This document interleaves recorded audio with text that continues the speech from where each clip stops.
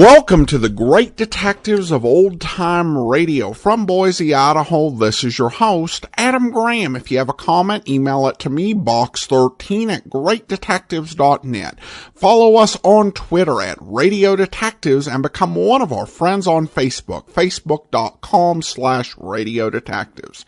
I do want to remind you about other podcasts that I do have out there. We have The Amazing World of Radio, now ongoing with our series of great movies over radio. We're taking a look at Lux Radio Theater adaptations of films that made the AFI 100 Years 100 Movies list. You can listen to it over at amazing.greatdetectives.net. This week we're doing Double Indemnity. And you can also review past series, including The Summer of Bogart or this spring's Les Miserables series with Orson Welles. Also, check out Public Domain Video Theater, videotheater.greatdetectives.net. We have a video episode of a detective series right now. We're alternating between Boston Blackie and Dragnet, and you can check that out, videotheater.greatdetectives.net. And if you're looking for what's good and really fantastic in comics, check out the Classic Comics podcast at classiccomicsguy.com. We review comics looking for those that are classy among classic comics or even among some modern day fare. All right, well, now it's time for today's episode of Airmail Mystery. Again, this is from 1932, and here are episodes 3 and 4.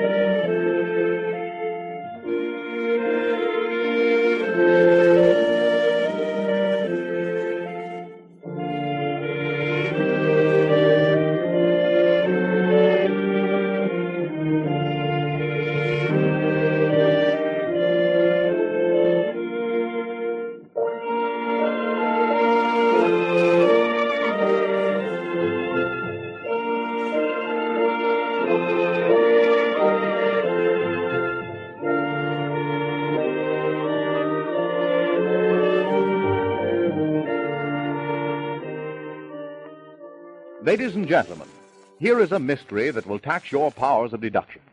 A mystery surrounded with all the thrill, the romance, and glamour of flying the airmail. Imagine yourself in the role of Irene Delroy, clever girl operative of the Department of Justice, detailed to discover who is responsible for the deliberate wrecking of Trans-American Airlines' fastest airmail ships and the subsequent robbing of each plane after the crash. Andy Andrews, pilot of the ill-fated 601, the last ship to crash, has been questioned by Miss Delroy without revealing any important information. Ernest Powers, general manager of the company, has called the board of directors to witness the investigation. Jimmy Gifford, roving newspaper reporter, an old friend of Miss Delroy, whose keen nose for news has sent him to Trans-American Airlines, is also present at the meeting. Mr. Powers' secretary has just opened the door with an important bit of information. Pardon me, Mr. Powers. We just got a call from the ranger station on Twin Peaks. Yes? They've located 601. What? They've located 601, sir, in Devil's Canyon. Good. Now we'll be able to find out whether the bond shipment is missing or not. We'll get the mail out of the wreckage and shoot it ahead on the next eastbound. I don't think you'll be able to do that, sir. Why not? Because the ranger station reported Mr. Fitzgerald found the ship and it said it was completely burned to pieces. Well, there you are, gentlemen. Get that ranger station on the phone for me in a hurry, Maisie. Yes, sir. So Fitzgerald found the ship, huh? Listen, Miss Delroy, If any part of that shipment is missing, that fellow had something to do with it. And just who is this Fitzgerald? The man I fired not over an hour ago. The mechanic who serviced Andrew's ship before it took off tonight. You say you let him go? Yes, not more than an hour ago. May I ask for what reason? For what reason? Listen, it was Fitzgerald's job to see that 601 took the air in top shape. He failed in that responsibility. I let him go. That's all. We're not going to put up with inefficiency around here. We've lost $80,000 worth of airplanes in less than a month. We're going to have efficiency around here if I have to fire every man in the organization. Bravo! Bravo, Powers! Bravo! That'll be enough out of you, Gibbard. As a representative of the press, we've allowed you to remain. One more break out of you, and I'll have you thrown out. So you fired Fitzgerald, eh? Yes, what about it? Nothing. Only you fired Miss Delroy's aide-de-camp, so to speak. That's good. What do you mean? Fitzgerald evidently has been assigned to work with Miss Delroy in unraveling this case. Right, Irene? Well, there's no harm in admitting it now. How did you find that out, Jimmy Gifford? The press moves quicker than the eye. I just sort of put two and two together. Our Washington correspondent wired me that you and Fitz headed south together. I found you, so I figured that Fitz must be somewhere around. You mean that greaseball was... A Department of Justice officer working undercover. Miss Delroy, why wasn't why wasn't this company notified of that fact? We saw fit to keep it undercover at the time, Mr. Powers. You would have been notified in due time. So the Department of Justice is going about putting their men in important positions with this company, That's just about the... Hello? Oh, it's the ranger station. Hello? This is Powers, Trans-American Airlines. The operator tells me that one of our men found our ship in Devil's Canyon. Yes. Is Fitzgerald there? Gone back to the wreckage, huh? Now listen, we're leaving Metropolitan Airport by car in just a few minutes. Don't let anyone in or out of the canyon road. Fitzgerald has gone back to watch the wreckage, Miss Delroy. I suppose we'd better get started. As you say, Mr. Powers. But before we go, there's something I want to get straight with Andrews here. Yes, I believe we were interrupted. Now, listen, Andrews. I'm not saying that you had anything to do with the loss of these ships, however strange it might seem that you were the pilot in charge of each one. But I do say, if you know anything of importance, you'd better spill it right now. I've told you all I know, Powers. The motor was turning up okay when I took off from Metro here. Just 30 minutes out over Devil's Canyon, it cut on me clean as a whistle. You know that country out there as well as I do. I'd have been a fool to stay with the ship over that country. The weather was bad, and I didn't have any too much altitude anyway. So I dumped the tanks, cut the switches, and bailed out on my chute. Just a minute, Mr. Andrews. You say you dumped the gas tanks and cut your ignition switches before you jumped. Yes, ma'am. We always do that in the event of crash landings. It eliminates the fire hazard. Then how do you account for the fact that the ship has been found completely burned? I've been trying to decide that myself, Miss Delroy. You've a lot of things to worry about, Andrews. What do you mean by that, Powers? Suppose the dump valve stuck. You know those dump valves don't stick, Andrews. I'd say that you were in this thing clear up to your neck. I know you've been hard up for money. I know lots of things that you don't think I know. Listen, Powers, I'll fly your ships for you. I'll fly them in rain, in snow, in good weather, or in bad weather. But I won't stand for any of your insulting inferences. If you gentlemen will refrain from starting a row over a personal matter, we'll try to map out an orderly procedure. May I ask a question, Irene? Do you care to, Jimmy? Doesn't it seem strange to you, Andrews, that all three crashes took place at the same spot on your eastbound route? Sure, but that's no reason why Powers has... And don't you think it's strange that the motor should cut out without any warning? What do you mean by that, Gibbard? The motor just doesn't quit, Powers. There's bound to be a reason. I don't see what you're getting at. Just calling your attention to the fact that the motor did not stop from the usual causes. Other than that, I have nothing to say. Andrews, do you figure the ship would glide far after you left it? Not far, not over a mile or so. I didn't have much altitude. You landed on the rim of the canyon in your chute, did you not? Yes, ma'am. Well, do you figure the ship had sufficient velocity to carry it into the canyon where Fitzgerald reported finding it? Yes, ma'am, it would. Thank you. Well, Mr. Powers, if you'll call your car, we'll start for the canyon. Coming, Jimmy? Certainly. I have a hunch that Fitzgerald is going to have something interesting to tell us.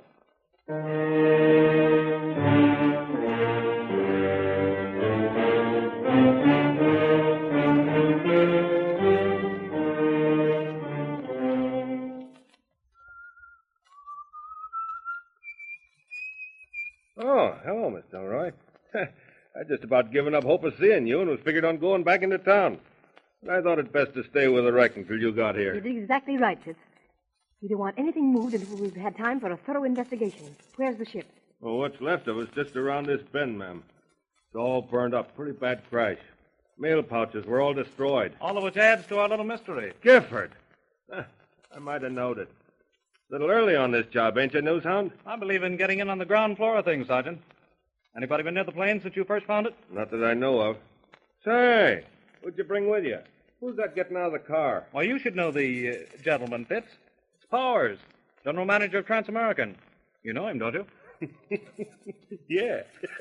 He fired me last night. Guess he figured you weren't so hot as a grease monkey, Sergeant. How long had you been working before you got the gate? Not long. At least not long enough to find out anything. Hey, where'd Delroy go? Probably ahead to inspect the wreckage. Got any ideas on this case? No, not yet. But you mark my word, somebody's wrecking them ships. I know that motor on this ship tonight was okay for the takeoff. Where'd you learn anything about airplane motors, Fitz?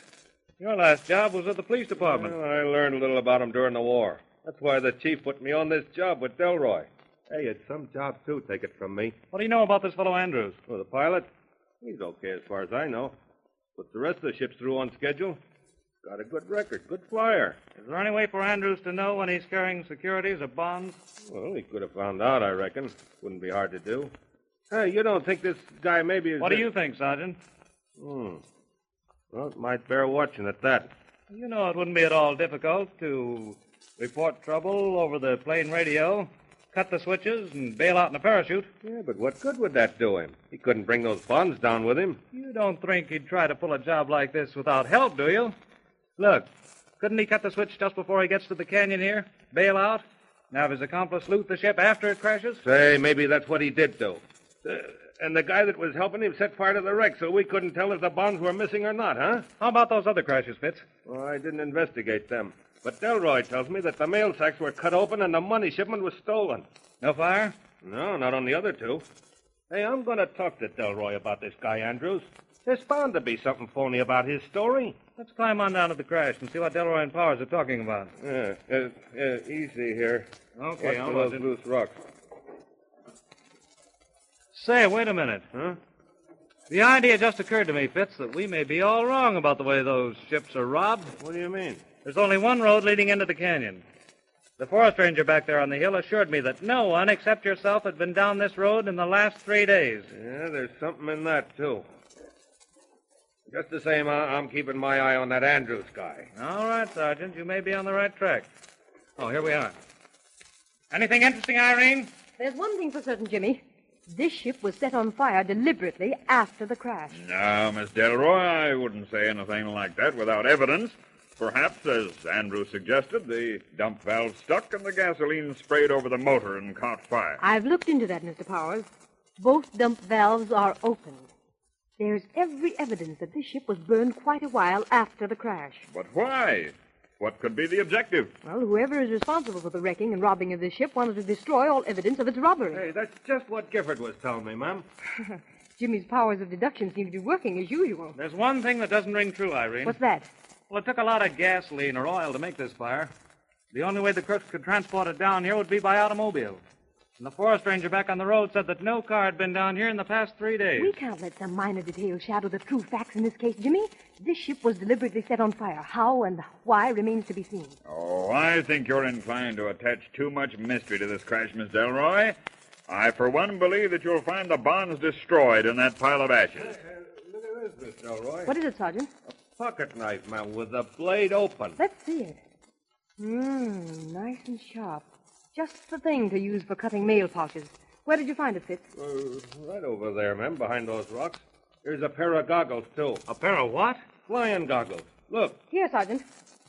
Mr. Powers, your pilots don't wear goggles flying these fast mails, do they? No, the cockpits are entirely closed. There's no necessity to wear goggles. Well, someone visited this crash last night before the sergeant found it and left these flying glasses and this pocket knife. What's the matter, Powers? Nothing at all. I was just trying to... Hold something back? No, you're wrong. I was merely... Did you ever see this knife before? No. Did you ever see these flying goggles before, Mr. Powers? I want the truth now. No, that is, well... You're keeping something back. No, I just didn't want to... You know who these goggles belong to, don't you? Yes. I've seen them before many times. This is a serious matter, Powers. Who owns these goggles? Those goggles belong to the pilot who bailed out of this ship just before it crashed. Andrews.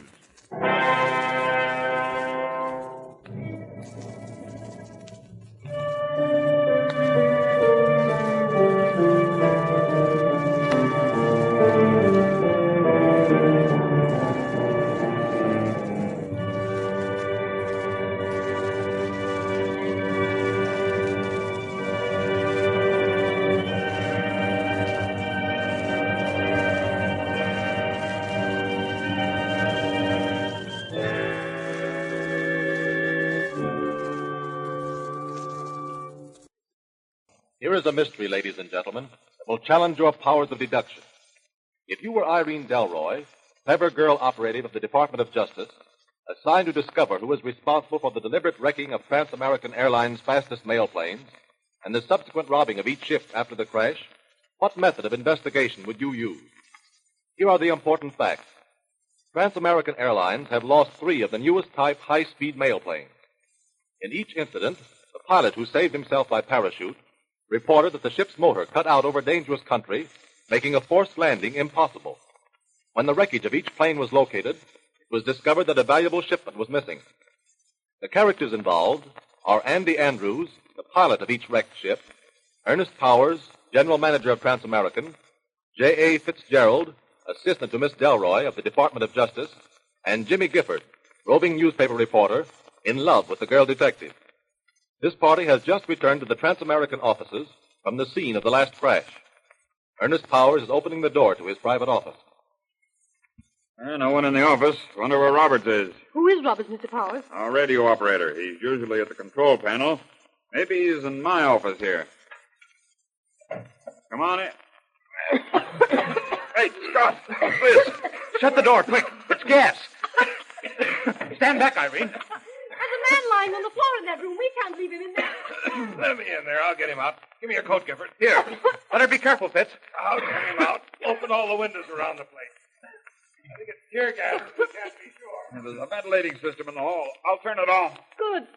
That'll free the gas out of the room. How's the sergeant coming along, Jimmy? He's got the fellow all right.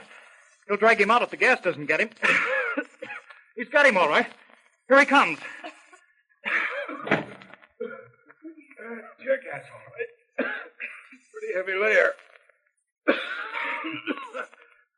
I hope this poor devil hasn't had too much. Oh, got a handkerchief, Gifford? Here you go, Sergeant. Anybody know this fellow? Yeah, he's a night radio operator, Roberts. He must have been the only one around. The dispatcher's probably outside loading the westbound.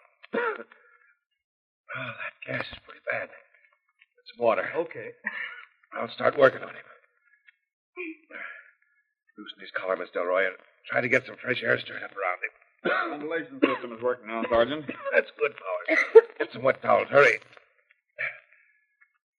You know, I don't like the looks of this, Miss Delroy. What do you mean, Fitz? This fellow Roberts ain't a nosy sort of a guy. He don't go poking around in Powers' office for nothing when Powers is out. You mean there must have been a reason for him being in the office? That's the way it looks to me, ma'am.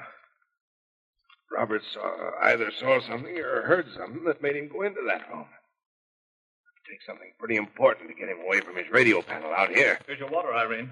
How's he coming along, Fitz? Don't know yet. He ain't getting his breath very quick. You better get a doctor out here right away. Yeah, I'll call one from the waiting room for him. I wonder what Roberts was doing in the private office. That's what Fitz was trying to figure out. Where's the pilot, Andrews? I dropped him off at the big hangar before we came over here. He's taking the eastbound mail out at 11. Said he wanted to check up on the plane. You don't think he had a hand in this, do you? Oh, no, not this. This happened probably 15 minutes before we came back, and Andrews was along with us. Fitz, his eyelids were fluttering just now. Good. I can just get some fresh air into his lungs. We may be able to get him out of it. Oh, here comes Powers. Ask him if there's any whiskey around here, will you? Not necessary, Sergeant. Glad to accommodate you. Oh, Here. thanks. Lift up his head. I called for a doctor. How's he coming along, Miss Delroy? Looks as though he'll be all right, thanks to the sergeant here. What ship is that? Must be our westbound passenger taking off. Yes, that's it. Is Roberts the only one in here at this time of night? It all depends. He's the only one On active duty, the dispatcher and field manager are outside with the ship. Do you know of any reason for Roberts to be in your private office? None whatever. I've never seen him in there before. Was your office locked? It's generally locked, yes. It was locked tonight. Well, does Roberts have a key? Not that I know of. He's coming, too. Help me get him up in this chair here, will you? Okay, but There. Now, you fan him a bit, Billy. How do you feel, huh? Oh. Okay, I guess. What was it? Gas. Tear gas, I think. How did it hit you? I couldn't breathe. Choked me. That's all I remember. Feel like talking? Yes, I suppose so. Did you get him? We get who? The man that was in that room. Who was it? I don't know. Let's start at the beginning, Roberts. How did you happen to go into Mr. Powers' private office?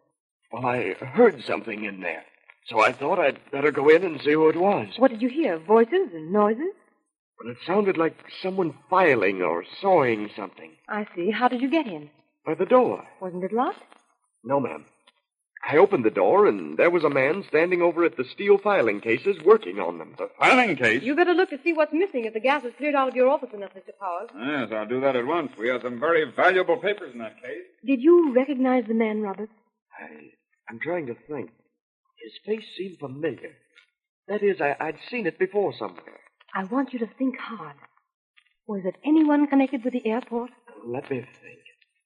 No, it wasn't any of the chaps around here. Well, go on with your story. What did you do when you saw him? Well, his back was to me, and I asked him what he was after. He whirled around, and something blinded me and choked me. That's all I remember. Mm-hmm. Do you know if he had the filing cabinet open yet when you discovered him? I don't remember. Well, I found out what the thief was after, Miss Delroy. What? The operation schedules. They're gone. The operation schedules? What could anyone want with them? They contain the departure and arrival times of all our ships in the Western Division, both mail and passenger. All connection schedules and route markings. All landing field data and radio schedules. Something very funny is going on around here. I've got it. I've got it. I know who the fellow was that I saw in your office. Who? I don't know his name, but I do know that he's the same man who was here earlier tonight and bought a seat on the westbound plane. The westbound? And the westbound just took off a few minutes ago. Quick, get over to the radio. Tell Chapman and the westbound to return to the field. We'll see who this man is. Hurry, call 610 and tell him to get back here right away. We'll meet the ship. I'm sure it was the same man. I saw a scar. Don't talk. Get 610. Hurry. Metropolitan to Chapman in 610. Metro to Chapman in 610. Go ahead. 610 calling Metro. 610 calling Metro. Go ahead, Rob. Metro to 610. Powers orders you to return to the field right away. Go ahead. 610 to Metro. Our receiver went on the blink. Powers wants what? Go ahead. Metro to 610. Powers wants you to return to the field right away. It's urgent. Go ahead. 610 to Metro. 610 to Metro. Our receiver is completely dead. We can't get your order. We'll proceed to Salt Flats and get instructions. Sorry. They pulled a fast one on us. Whoever is on that ship put the receiving set out of order as soon as he saw the pilot working the field. That's what happened. You got away. Where did the pilot say he'd land? Salt Flats. It's about 90 miles. Do you have a radio station there? Yes, ma'am. That's it. Call Salt Flats. Tell them to hold the westbound plane until we get there. Okay, Miss Delroy? I think we'd be justified in doing just that. What a story. Boy, this is great. Metropolitan to Salt Flats. Metro calling Salt Flats. Go ahead. Salt Flats to Metro. Go ahead. Salt Flats. 610 is landing there in half an hour. Now get this. Get a couple of men and hold the ship when it lands. There's a man aboard wanted by the Department of Justice. Don't let anyone out of the ship. Got it? Go ahead. Salt Flats. What do you think this is? April Fool's Day? IOM. Go ahead. Oh, he thinks it's a joke, huh? Well, I'll tell him. Get the set on. Give me the mic. Salt Flats, this is Powers. Listen, you. You meet that ship when it gets down and hold everybody on board. If you don't, I'll fire every man at your field. That's all. I guess that'll hold him. Yes, sir, Mr. Powers. Hey, Mike, I just got a call, but... Poor guy's so excited he almost forgot to cut his mic off. He'll be more than excited if he doesn't hold that ship. Let's get going. Hello? Yeah? Who's that? Phone from A hangar, sir. What did you want? Just a minute. It's Andrews. He's ready to leave with the eastbound mail. That guy sure got nerve. 3 bad crashes, and he's ready to start again. Andrews, huh? You want to let him go, Miss Delroy? He's under suspicion, you know. I think we can let him go for now. He'll be back tomorrow afternoon, won't he? At 4:40, yes. It'll be all right. But tell him I want to talk to him before he leaves. Hello, Andy. The chief says okay. Miss Delroy is coming over to the hangar to see you before you hop. Come along with me, Jimmy. I want just a word with Andrews before he starts leaving.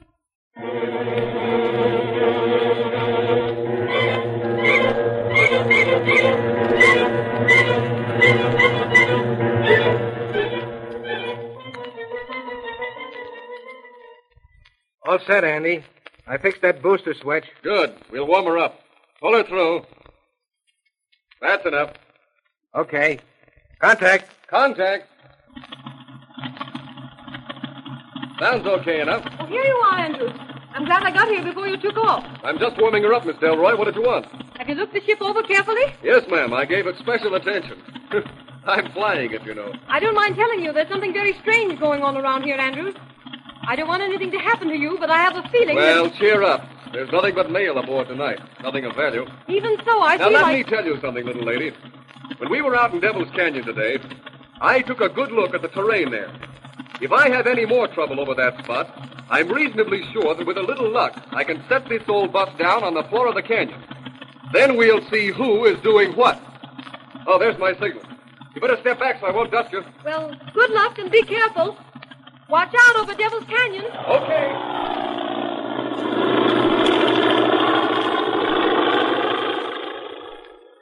Well, Jimmy, I hope he makes it. He'll make it all right. Those crooks aren't after just plain mail. That's what worries me, Jimmy. What do you mean? You've kept it a secret, Jimmy. Not even Andrews knows it. But there's a $60,000 shipment aboard that plane.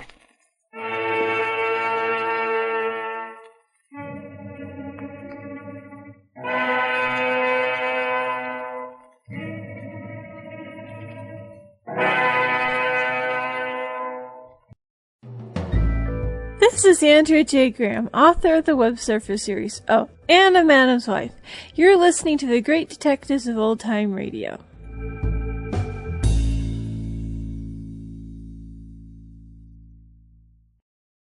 Welcome back. Well, I think we definitely made some progress on the investigation. Getting out of the office for a while was helpful.